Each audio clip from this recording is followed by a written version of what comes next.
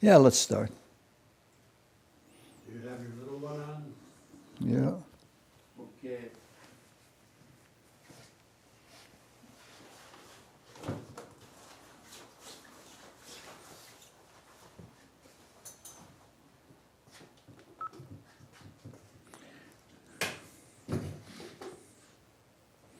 All right. What we're trying to do is something almost impossibly difficult. We're trying to do something intellectually that can only be done experientially. We're trying to understand the conception of a self. And we're trying to know our self. And we can't do that intellectually, but hopefully the intellectual looking at it will inspire people to seek direct experience. Now, this is impossibly difficult because the process is completely abstract. It's completely transcendental. And our language and all of our thinking is concrete. Divine beings don't have the consciousness and the thinking in the same way that we have it. So what we're going to do basically is point. We started last time. Point at something using analogies and things like that, and try to get to people so that they want to experience experientially. Look at the same material. Now, even though we may fail in the concrete expression of this, it's important that we try. And these are things we have to try to do again and again, because spirituality isn't just going to happen to us. Now, contemplating ideas and other transcendental things, I find, is always uplifting. And it takes us out of our personal existence, in which we are way too prone to materialism and other kinds of personal things. Our self, that is our spiritual being, and what comes through it has a sense of purpose. And so that is for us to have really more meaningful or more purposeful lives. So self-knowledge is ultimately important. Now, in the talk previous to this, we discussed one way of understanding the conception of a self. But we're talking about something spiritual, and there are infinite spiritual facets. So there are almost infinite potential ways of coming at the same spirit, and some of them are quite different from each other. And this evening we're going to try to do something different from the last time that we approached this. Now, when I was about 20, I wanted to be an artist. And I was a classic of one of those neurotics that invites ridicule by saying things like, I have an artistic temperament with no artistic talent. That's the kind of person I was, and I've encountered a lot of other people like that. I did not have the patience either, or the foresight to develop a talent within myself. Because if almost anything you can develop a talent for, if there's enough time, and since we have eternity, why not? But at any rate, the art that I was most interested in was sculpture. And I made a few feeble attempts at sculpture, and in them I learned something very important about myself. And eventually that understanding has grown into understanding something about any kind of spiritual being.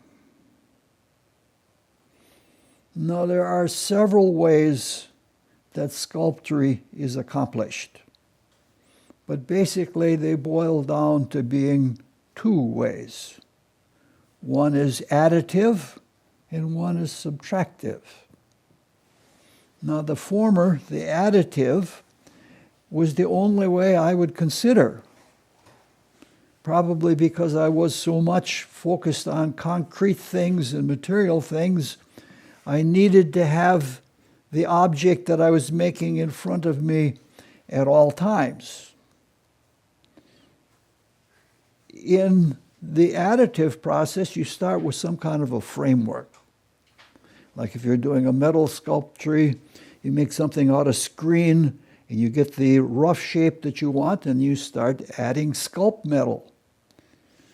For some people, you start with a basic form and you build up with clay, and then you fire the clay later on.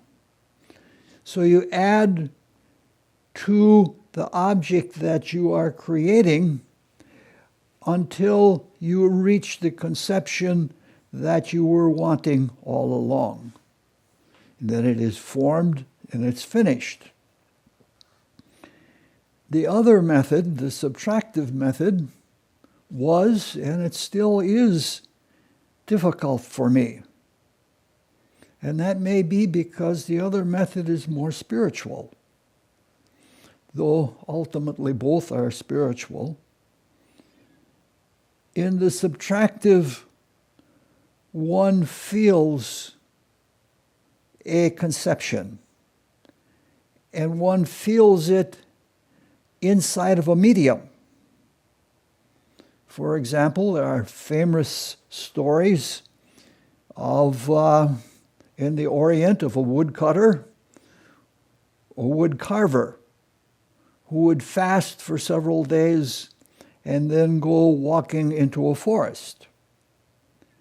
And would walk through the forest until it found a tree with the branch that it intuitively knew would house or have the artistic piece within it. And so they would sacrifice to the tree and give thanks for its being able to be used, and then they would cut down the branch and they would cure the wood. And the carver would carve and carve and carve until the conception that he had from the very beginning was realized. Michelangelo's Pieta, which you've probably seen, right? Yeah, okay. Is another example of the subtractive method. You start with a block of marble, and you know that in there somewhere is what you want to produce. Now, to me, the subtractive method is much more difficult.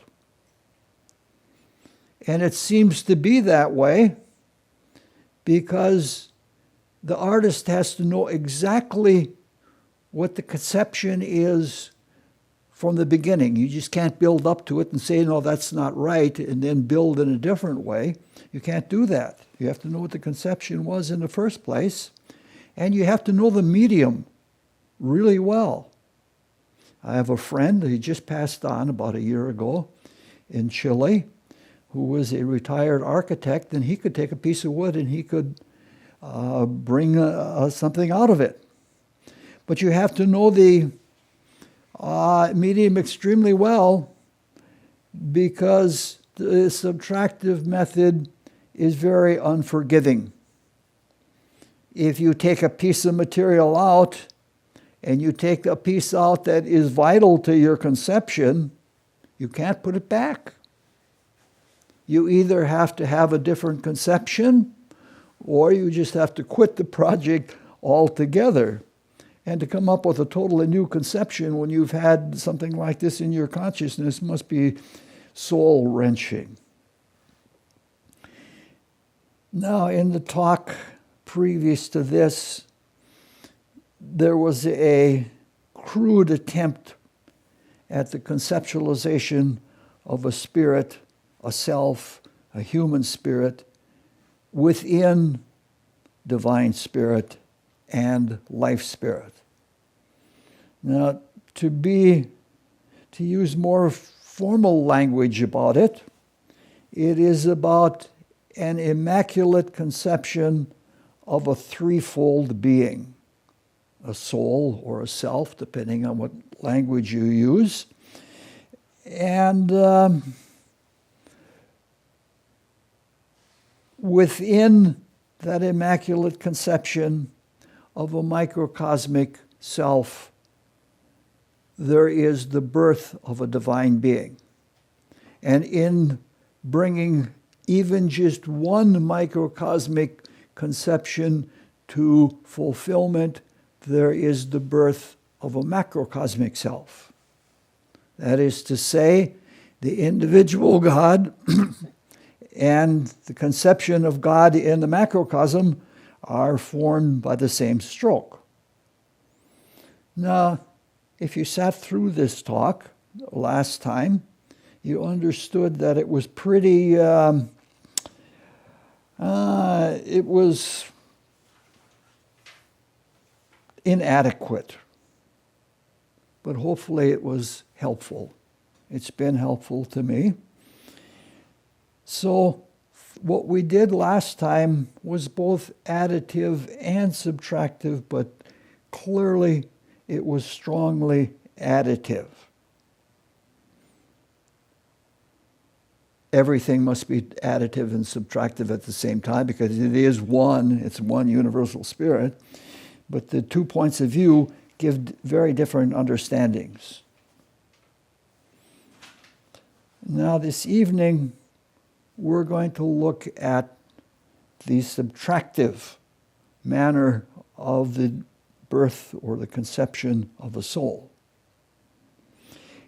And in mystical philosophy, we're using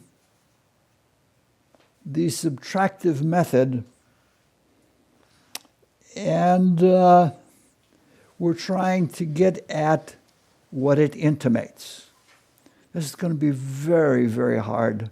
The ideas are hard. Finding the language is hard, and at times I may even have to read my notes aloud because you want to be very specific about some things that are said, and I hate doing that.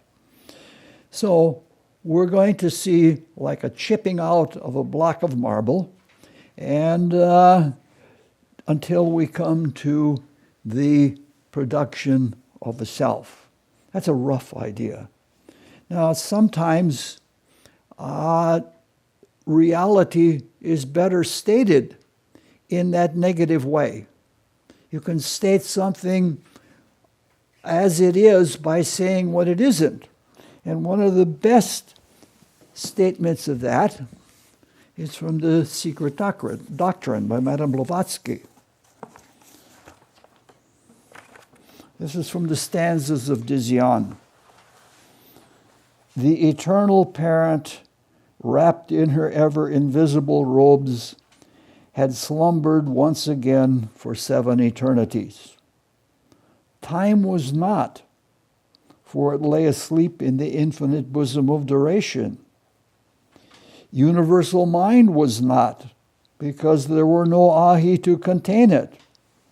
The 7 ways to bliss were not. The great causes of misery were not, for there was no one to produce and get ensnared by them. You see, that's a very powerful way of doing something.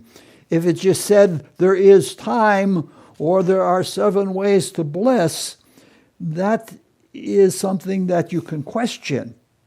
You know, that's a bold, bald statement. But when you intimate the existence of something by saying that there was a time when it was not there. You're stating the same thing, but with that negative point of view, which is a very strong psychological means of communicating. We have other examples of very crude examples of the negative way or the subtractive way. We have René Descartes throwing out everything that wasn't essentially himself until he came to himself, and then he had to use some things to express what his self was, had to take some of the things back that he threw out. All right. Now things become very difficult. And they become difficult because the words and ideas are way too weak compared to what they are meant to express. And we're, again, merely trying to point at things. This is not a statement of reality. It is a statement through which, if you can capture the spirit of it, you are pointed at the spiritual reality. So we'll begin with the deepest attribute of spiritual being in manifest creation, which is called divine spirit. We'll begin there just as we did in the talk previous to this. We have to do something now that some people find distressing. We have to correct something that was said in the previous talk. It's not that what was said in the previous talk was incorrect, because to all that I know, it certainly was correct. It was perfectly fine for then, but what we're trying to do now requires something different. We have to always be like this with spiritual things. If we get too set in seeing things in one way, that's sort of a spiritual death. Spirit is alive, and to be in the Spirit, we have to live and think that way. Dogmatism is the death of spirituality. Now, in that most recent talk, it was said that in simple, the most basic spiritual state, the divine spirit, simply is. And that was clarified by saying that that basic being was both passive and active. We broke all grammatic laws by saying that it is and it is ising. Now we want to correct by looking at those two facets, the is and the ising, in a different way. In trying to do that, we will say what was called the passive state, the just being, the is the pole of the active state. Now that's a crazy word to use because we're talking about something so unified that pole seems like a crazy word to use, but it's all we have in our language. So thus we have active being and the not active being. Now this may seem just like wordplay, and to some people it is just wordplay. The is not is the pole. I can't say it any other way. So we have an active being and a not active being. Let's do this, or try to understand what this means, using a principle that we have used all along in these talks for several years now that they've been going on. And that principle is that the more one proceeds in the spirit-matter pole inward and upward toward the spirit, the more subtle things become. And corresponding to that subtlety or accompanying that subtlety is greater power. We can say a stone rolling down the hill has power, but it doesn't have as much power as steam, because steam could drive the stone right back up the hill again.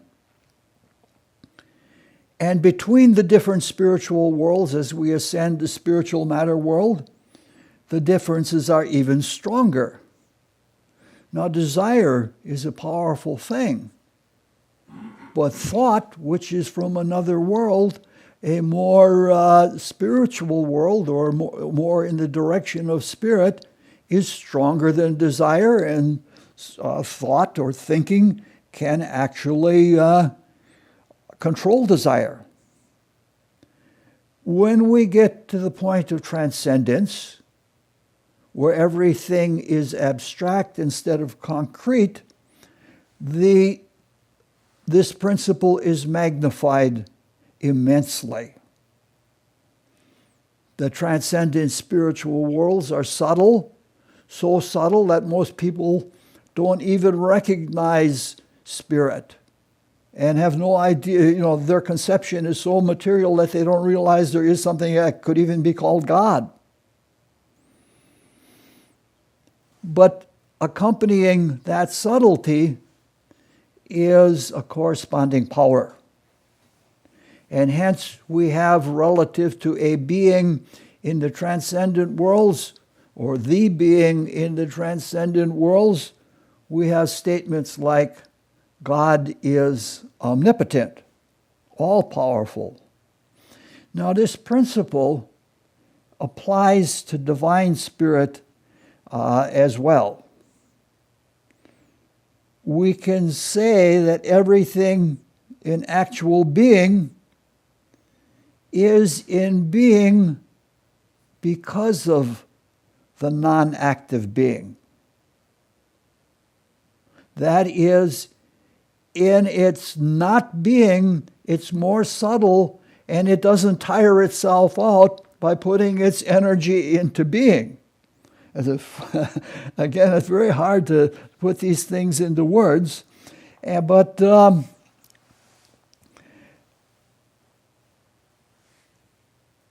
everything in our creative existence is because the expression of divine spirit is not active, or it's not direct. It is, I don't know how to say these things. It sounds a little crazy, but if you ponder it for a while, it becomes much more acceptable. And let's look at this in a much more understandable way for us, in a psychological way. After all, the stuff of our psyche, our soul, has its roots in the transcendental realms. Transcendental psychology is best understood by myth and astrology. And when we're talking astrology, we're not talking about horoscopes, though it does apply to horoscopes as well. Now, some astrologers, myself included, think that Scorpio and its ruler Pluto pertain to divine spirit, and they are representative of the Father.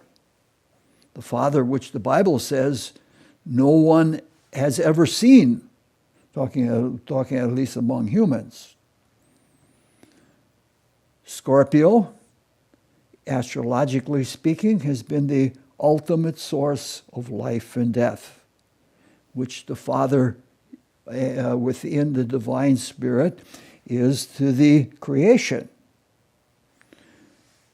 Pluto was the lord of the underworld. And the underworld was that which was under everything else. sort of like picking up a rug. You have to get underneath it. If you get underneath it, you can pick it up. And everything, so divine spirit is within and behind everything. And it has this Pluto-like character. Now, in human things, Pluto represents the Godfather in a different kind of underworld. The Godfather is always behind the scenes. The Godfather never gives a direct command. And as long as the Godfather never gives a direct command, there's nothing that can be pinned on him. He's, you can't get him. What happens is the Godfather intends something, and his intentions are felt and carried out. Now that's that same, it's in a lighter, almost trite way, it's that same principle of divine spirit not directly manifesting, but choosing to be in itself, to go into itself in such a way that the other pole of it then is the active source of everything. That's how things seem to work with divine spirit. Things are done by influence. We can see that even in structures in our organization. Somebody gives orders to somebody else, and then that person is answers to somebody else until finally you have the person at the top who makes decisions, and those decisions are carried out from the influence of that person. And it's strange. Some of those things, some of those influential decisions are really, really powerful. Like godfathers in the underworld can run their organizations of crime while in prison.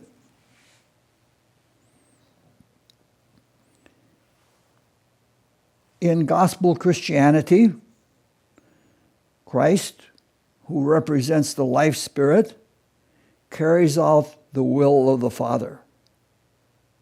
The Father that is never seen. Now that's pretty subtle.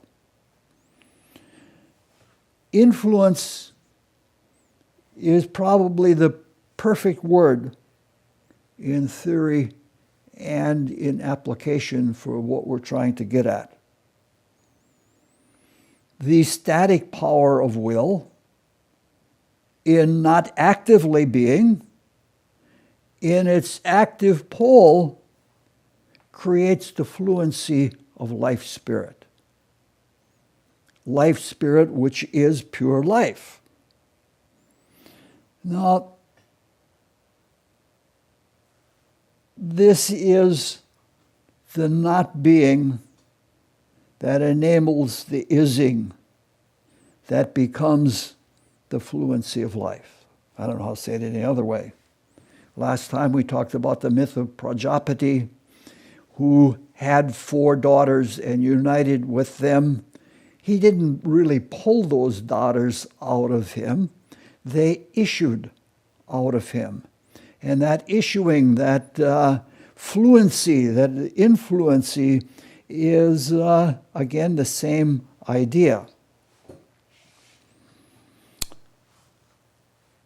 So intimate, the intimacy between divine spirit and life spirit is so close that speaking from life spirit, Christ says, to know me is to know the Father.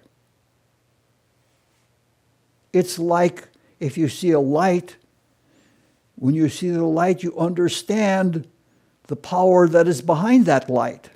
If you hook up a light to a battery, if you know the light, you know the power. You have the full sense of the power, even though that battery, which contains all the power, doesn't actively assert itself. Another way of trying to say the same thing. Now, at this point, after going through all of that, I feel like I have to make a statement that when I say things like this, I'm not meaning something blasphemous.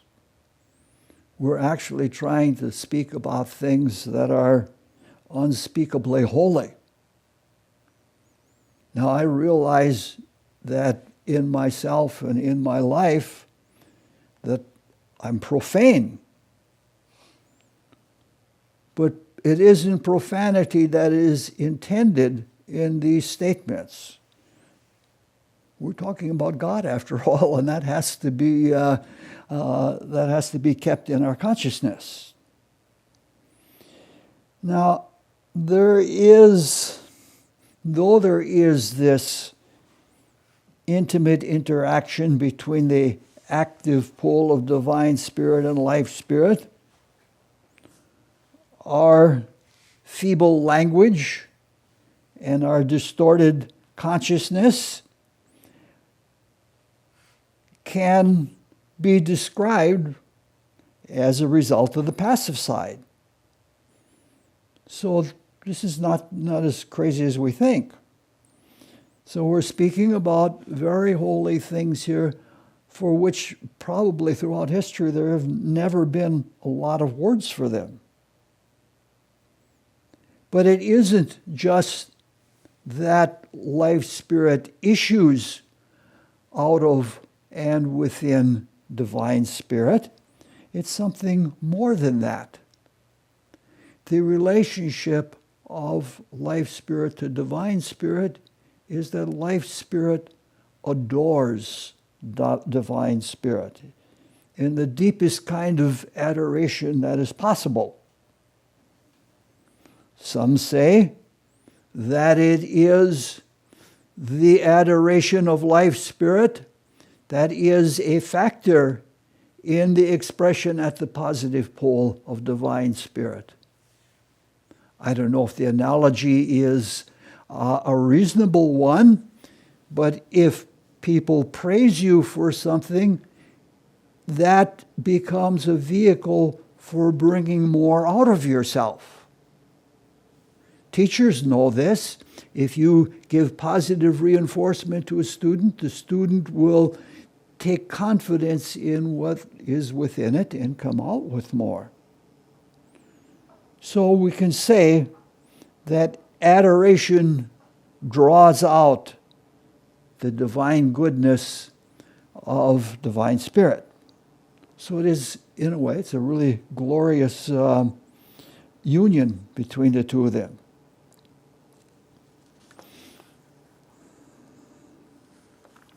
Again, I was almost obsessed in making these notes as saying that, remember, we're only talking about ideas, and the only way that this can be appreciated is if you work with it in yourself. So we're trying to get at the nature of selfhood.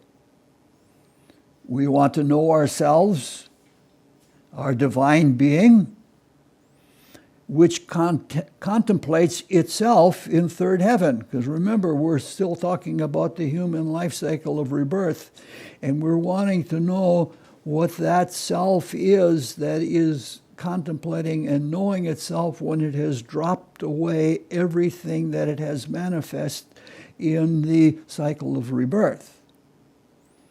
To do that, we have to understand the relationship between life spirit to human spirit. And human spirit is just another name for self. And we're attempting to do that along the line that we have been following in this talk. That is in the subtractive method, in the negative method. Now we've just noticed that life spirit draws out and is informed by the goodness of divine spirit. In that love is an abstract, implied incompleteness. An incompleteness in life spirit. Now that's a statement that really seems blasphemous. But the very fact that there is a creation implies that in abstract that there is a incompleteness. And the fact that things get better and awaken consciousness puts an exclamation point on that statement of cosmic or divine incompleteness. Now, though all abstract implications we've just made, we want to explore self-becoming and self-knowing along those lines. Now, earlier in this talk, just a few minutes ago, we tried to understand divine spirit vis-a-vis the life spirit. Now we want to understand the negative side of life spirit to understand self. Now, this is as close as you can come to being blasphemous. In the Pentateuch, Moses sees the backside of Jehovah. We're going to try to see the backside of Christ. Now, to do this, we're going to do something that we've done several times before, because I'm utterly fascinated with it, and it is one of the richest things that I have encountered in life. And each time I come to it, I get new transcendental insights, and it points for me in ways that I can understand and experience in my inner life. Now, the rendition that we're going to do this evening is very brief, and it is directed only to the object at hand. If you remember it, it's based on the mathematics of disorganization, which is different from the mathematics of chaos. Disorganization is the outlook of life spirit, and chaos is the statement of human spirit. And both of them are very holy states. All cosmos comes out of disorganization and chaos. Now, the postulate from the mathematics of disorganization is very hard to understand, though easily said. I'll read this literally. Though there are infinite potential organizations, there is only one disorganization. Though there are infinite potential organizations, there is only one disorganization. Now, when you first encounter that statement, it seems impossible. How can there be only one form of disorganization when we often see disorganization all around us? And to get a sense that this is true requires experience. That direct experience that we get, or the implied experience that we get, comes in what I call the dot game. Now, here we go again with the dot game. The rules of the dot game are simple. One begins with a blank, undefined space. In the true dot game, that space is infinite. One puts a dot in that space, and you continue to put dots into that space with one rule, that you cannot produce an exact duplicate pattern. Because if there is an exact duplicate pattern, you no longer have disorganization. Since there is no duplicate pattern, the collection of dots represents disorganization. There's only a representation, not the real thing. Now you have to have the Christ Spirit experience that. Let's, what you do is you put down a dot, you put down another dot, you put down another dot. And you keep on doing that. But as you do that, it gets harder and harder and harder to do.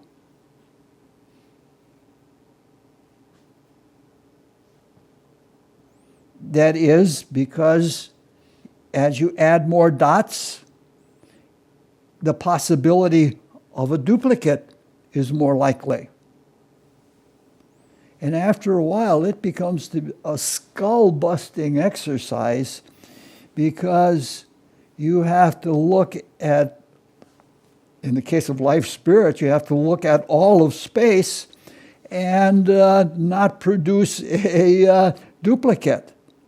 And that takes a lot of watching, and it takes you have to be very keen in your observation. Now, as you do this, you begin to sense that what you're involved in is something infinite. And it doesn't take too long before you want to quit, because it's hard. It's hard to think of each of these things. You may even, we as human beings might even have to measure the figures that are potential duplicates of each other, and that's a lot of work. But when you think of that, you realize you cannot quit. Because if you quit, you have produced something that has a beginning and that has an end. And that thing which has the beginning and an end could be duplicated at another time. So you realize right away that we're in this for eternity. It isn't all skull busting. That's because we human beings are such feeble creatures as we are. Somewhere along the line, you think that you may not be the only one playing the dot game. Perhaps somebody in Croatia is playing the dot game.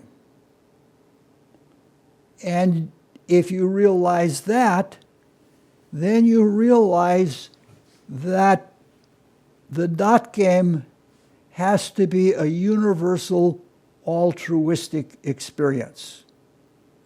Because the pattern of someone in Croatia might match a pattern that we have here, and then we don't have a representation of perfect disorganization.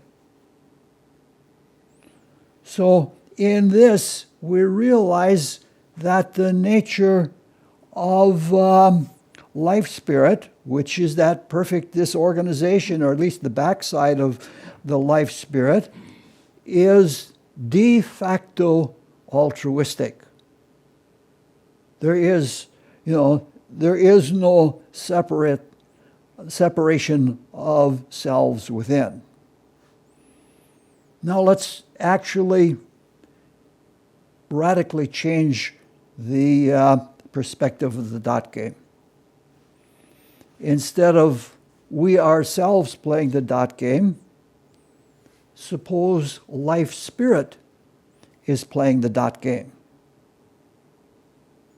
When this occurs, life spirit is both the spirit and the substance and the object of the dot game.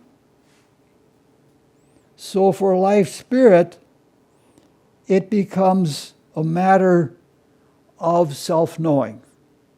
But self-knowing is not the right word, because life spirit is selfness. It is the selfness out of which each of ourselves comes. Each of our cells is a conception. Each of us is a dot in the dot game.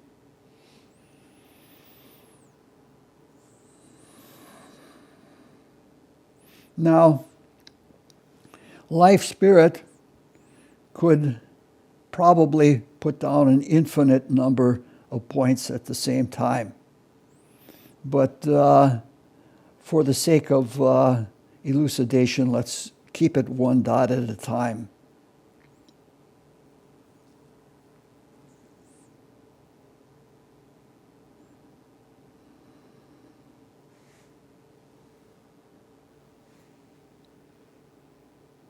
The lively nature of life spirit is a consequence of its relationship to divine spirit. It issues out of divine spirit, and human spirit issues out of life spirit. Now, we as humans question everything. And we usually do not have enough of spirit in our consciousness, which is awfully dense and awfully negative. For us, we might ask, why would life spirit play the dot game, so to speak? Now, since spirit has infinite potential facets, there are possibly infinite potential answers to that question. The biblical Christ says, "Be ye perfect as your Father in heaven is perfect." So, producing the perfect disorganization, which the Buddhists call the void, because it's void of any relationship that we could associate with duplication, that is an ongoing activity of life spirit. It is perfecting. The life spirit is the second attribute of the threefold spirit, and that has been found by all who experience it to be an attribute of love, in the same way that divine spirit is an attribute of goodness. It creates out of love. It plays the dot game out of love.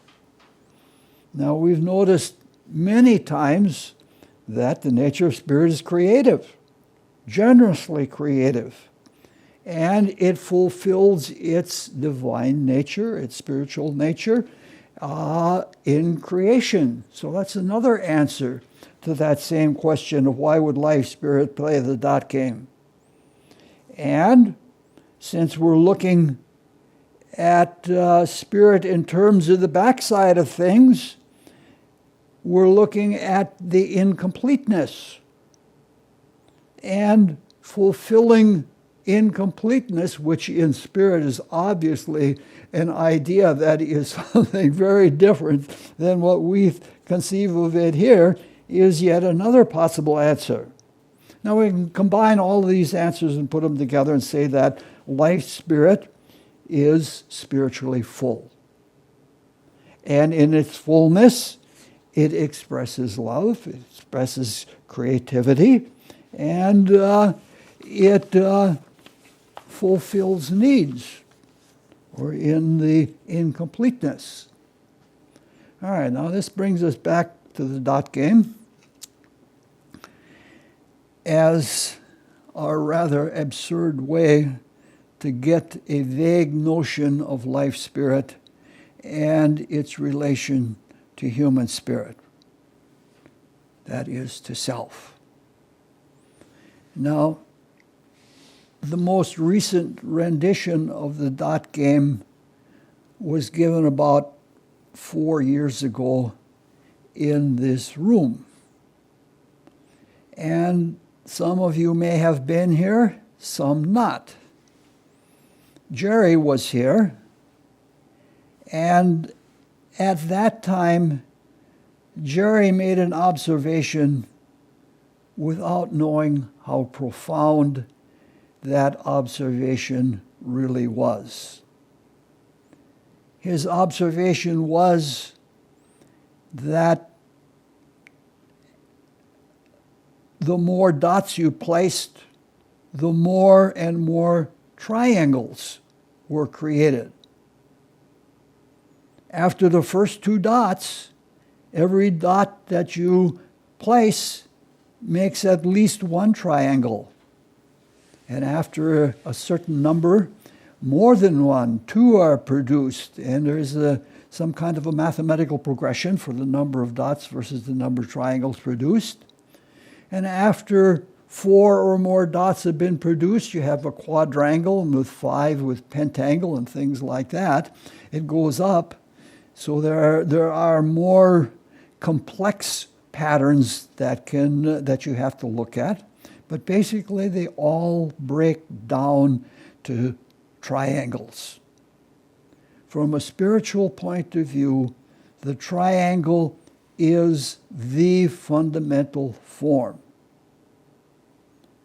Now, the way we're looking at it at this time is that those triangles represent ourselves. They represent completed threefold spirits. Now, each of these triangles is unique. Each of us is completely unique. We share the same selfness, so there is an altruism. You could say in Christ we are as one, or in life spirit we are as one. But each of us in our selfhood is unique. Now, as we go on with the dot game, it gets harder and harder because there are more and more possible triangles that can be duplicated. In fact, there's I don't want to go into that. It's a lovely side trip, but I don't want to do it because this is too difficult as it is. So we have to look at every triangle before each dot is placed. That's when we play the dot game.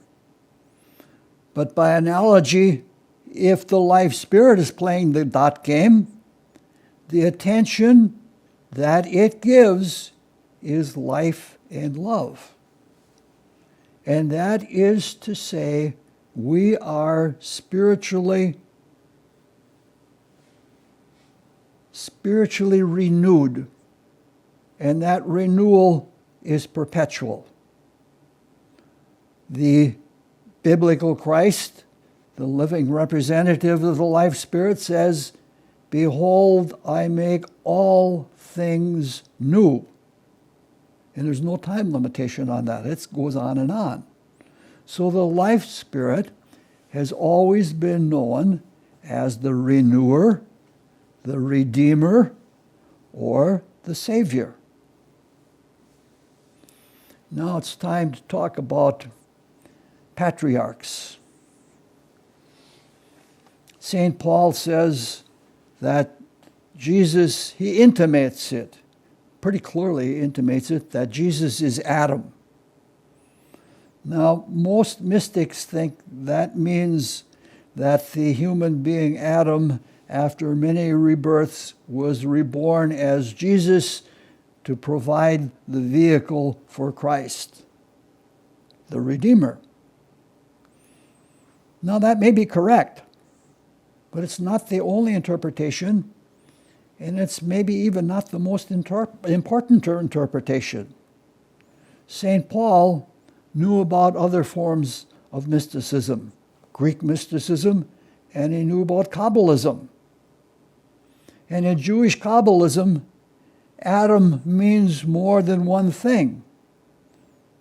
It means the first human, but it also means a heavenly man, and by man we don't mean male, we mean thinking being, something more than a prototype for all human beings. I don't know how to say it. It's a para-prototype of men or thinkers. It is that being that is broken into all men. In our case, the triangles, the dot triangles. This gives a new meaning to St. John's Gospel, where the biblical Christ says, "This is my body broken for you." He's not just talking about a little piece of bread in communion. He's talking about, in a transcendental way, something very, very deep. We've mentioned it previously in these talks. We have Osiris of the Egyptians cut into pieces, and we have Dionysus of the Greeks ripped into pieces, and we have the grand heavenly light being broken into the zodiacal man into parts, even right down to the parts of our body. Now, as we're looking at in perfect disorganization or unconditioned and unconditional dot placer, that's the way we're looking at life spirit.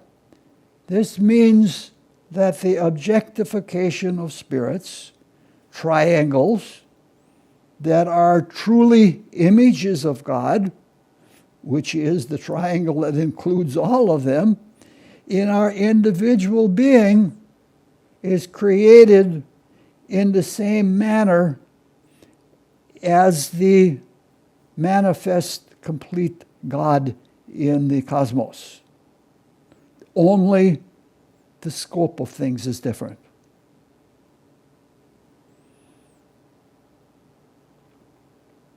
However, in objectification of this kind, there's always limitation. Even each of the dot triangles being unique, but none of them is perfect because spiritual perfection is unending. Now we could go further into the spiritual geometry of all of these triangles. It's lovely, and that would lead us too far away from what we're trying to get to, which is something much more simple. We did some of that a few years ago in a course called Aspects in Spiritual Astrology.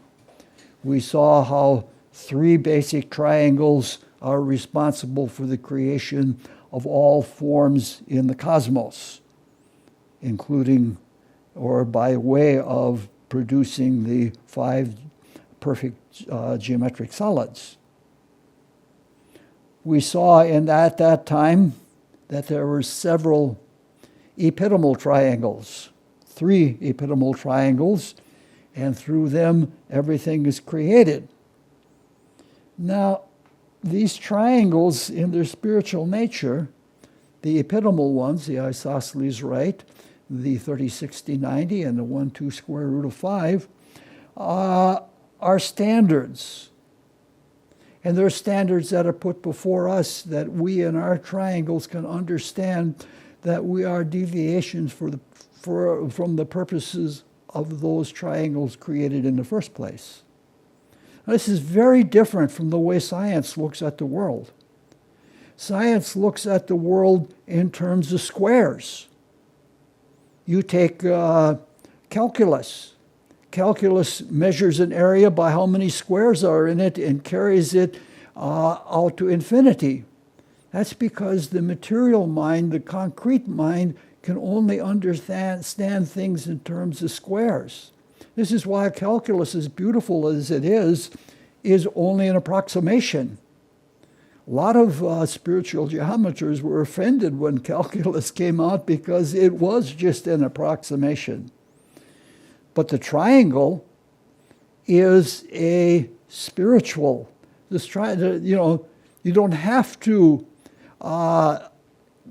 guess how, you don't have to reduce the squares down to fill the whole area, because any area can be filled with triangles, at least in geometry. I don't want to go too far into that. Now, at this point in the talk, there are a lot of vectors that we could follow, and perhaps someday I'll get a chance to follow them. But we have little time remaining, and we want to do something else that is more pertinent. Now, in the creation of triangles, there is an objectification to something definite, something that can be known, not canned the way spiritual things are canned. It can be known, even though the knowing is abstract and universal. Now, as we noted in the talk previous to this, when we arrived at this point, the production of a self, we arrived by a different way, and we saw that the self is how being became a being, whether it is God in the macrocosm or us in the microcosm. It is a conceptualization, but it's nonetheless an objectification. Like in some schools of Buddhism, they teach that the self is an idea, and that's perfectly true. But not only idea, it's a divine idea, and it's a divine living idea.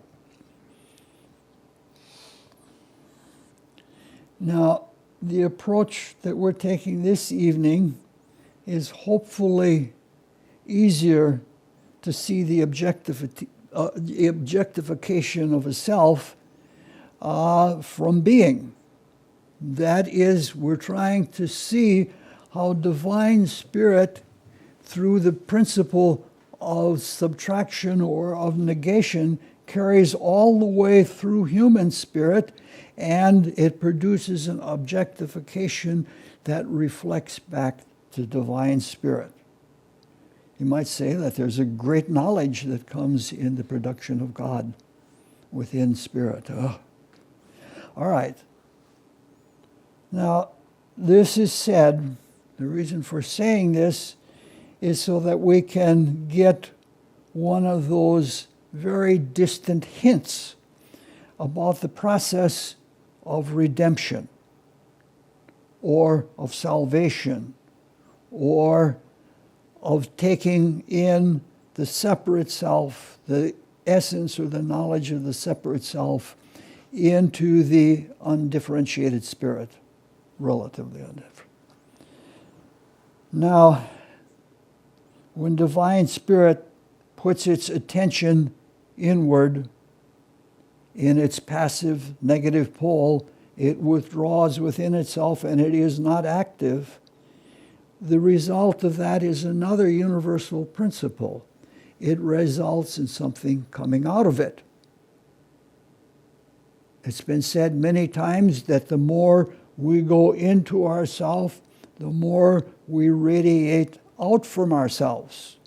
The light that is the light of life spirit is the consequence of divine spirit going into its invisibility, which is sometimes symbolized as darkness.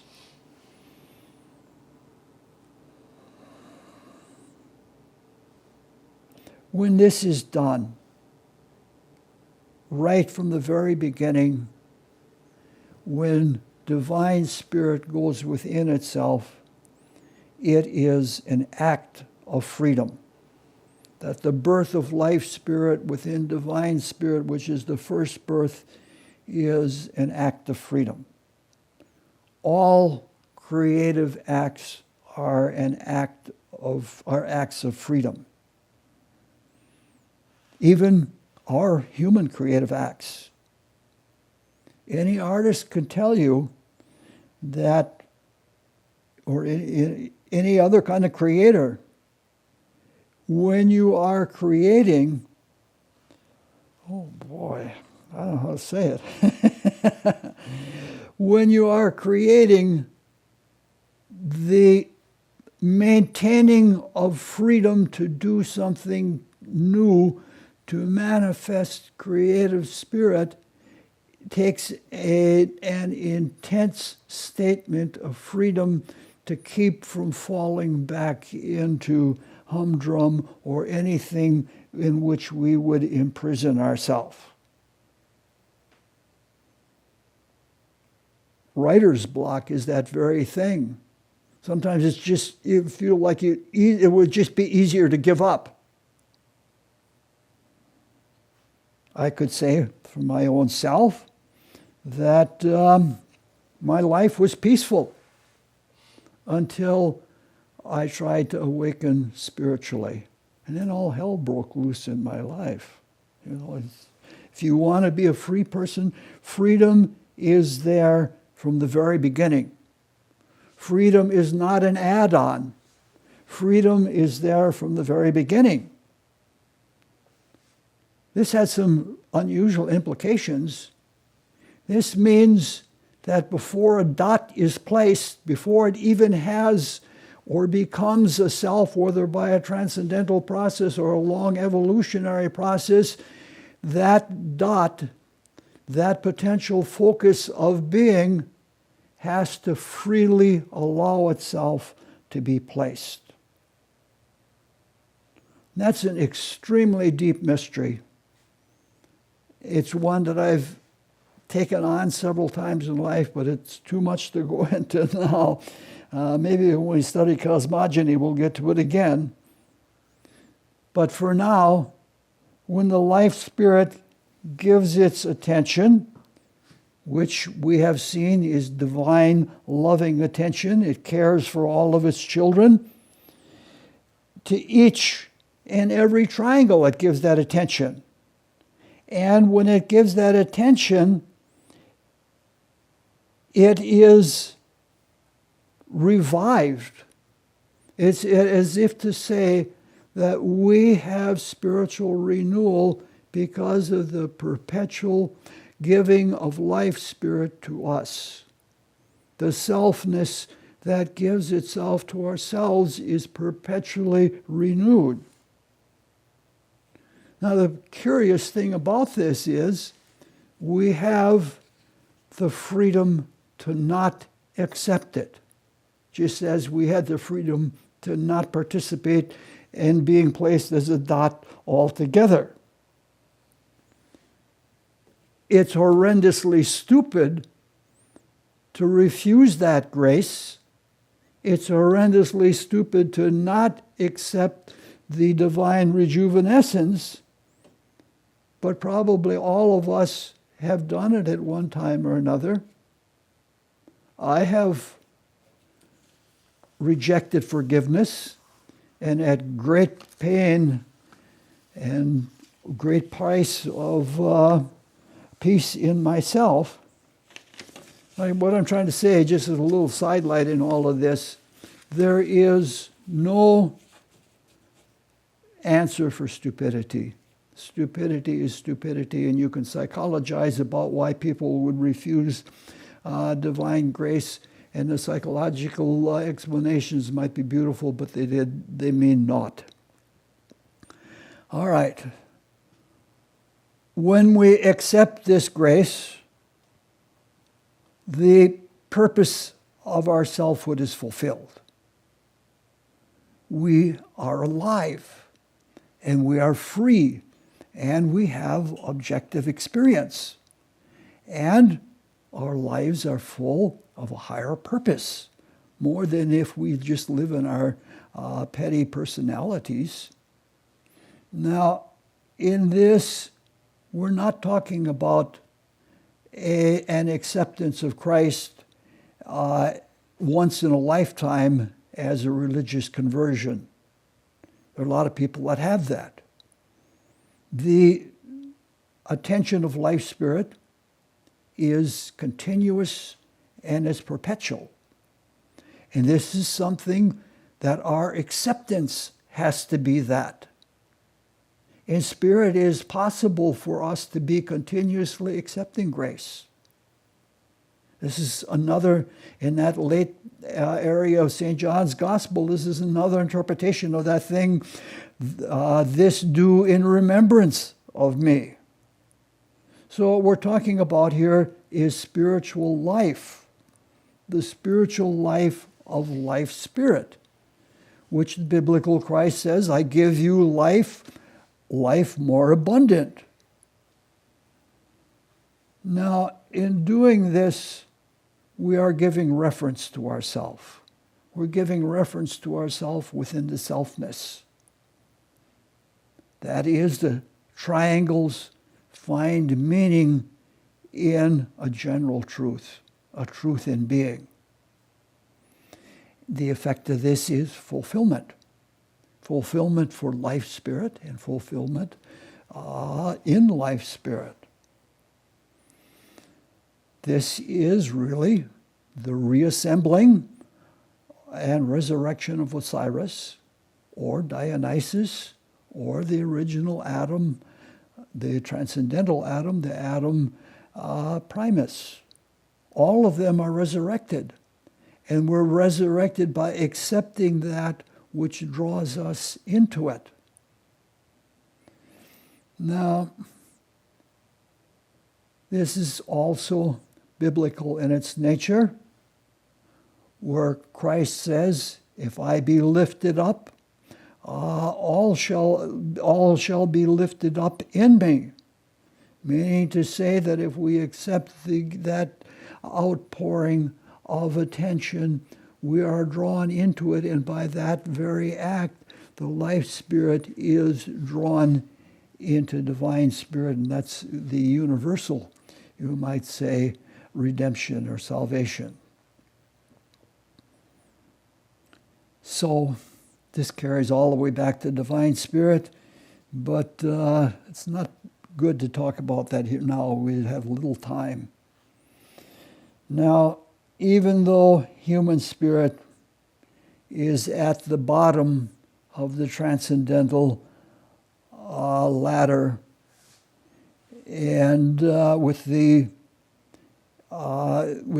passive side of divine spirit at the top, acceptance, we're at the bottom. It's more like matter, and matter is pretty much passive, but the acceptance of grace is not a passive activity. First, in our spiritual selfhood, we have to actively seek grace. We have to earnestly ask for the attention of the life spirit. So it isn't one way that the dots are given, that the dots go back to their spiritual parentage intentionally. Then there is the fact that ourselves are not meant to be reservoirs of grace. Spirit is live, and spirit is live and giving. Therefore, to receive grace, we must give the grace that we have. And we have to give it as freely as we are given. This means that the giving is bidirectional. And we must give back in doing what we do for the Christ's sake and for the fulfillment of what we're calling triangles. We must also give where there is need. Freely have you received, now freely give, is the biblical statement. Now, stated in our odd analog of playing the dot game, this is how it seems. It's odd, unusual. But if we would be like our ideal, that is the Christ in the life spirit, the cosmic man, we must live like and be like what the Christ is. And Paul says that very eloquently. He says, it's not sure what we're going to be like. We will be a little lower than the angels, but we can be sure we will be like him. So that means by living in that ideal, we become like that ideal. So we have to give. And at this point, it makes me feel almost like when I was a child in Sunday school, that we sang a song, Jesus wants me for a sunbeam, and I would change the wording to say Christos wants me for a sunbeam, but that's petty. All right, that's as far as we're going to go tonight. Now, this has been a lot of contorted and tortured images and analogs for something that's impossible to speak about. The good thing is that we don't have to hang on to those analogies or to those forms. We can drop them once we have the insight. Once it speaks to us inwardly, we understand what is there, then all of this can fall away.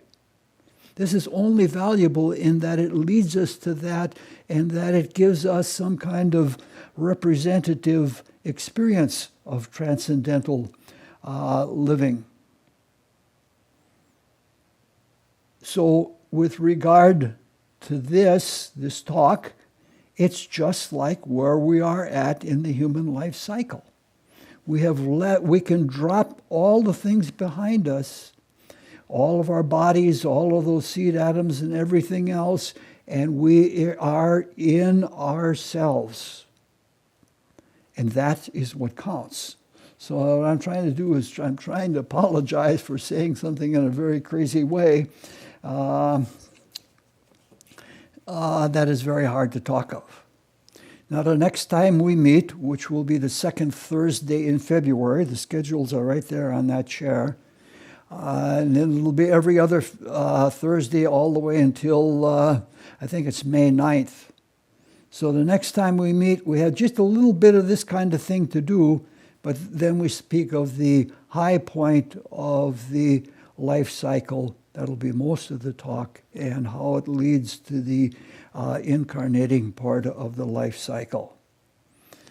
All right, schedules are there, and on Sunday afternoon, between 1 and 5, there will be a song fest here.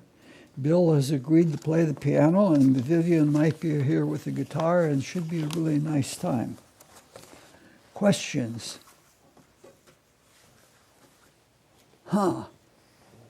I'm left with hundreds of them, which are in little sideline notes.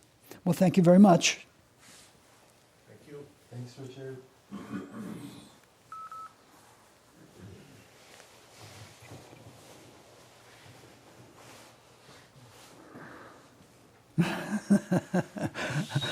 I'm barely put together anymore. I thought it was going to take about 55 minutes, but it took about an hour and 15 minutes.